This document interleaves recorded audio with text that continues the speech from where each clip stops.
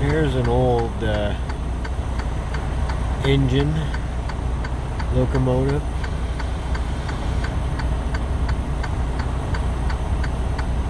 I don't know if it's still in use or not.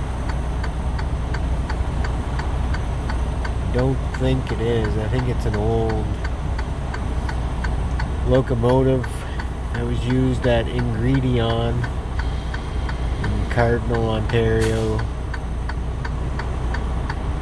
to shunt the train cars to the various places they need to be on site here.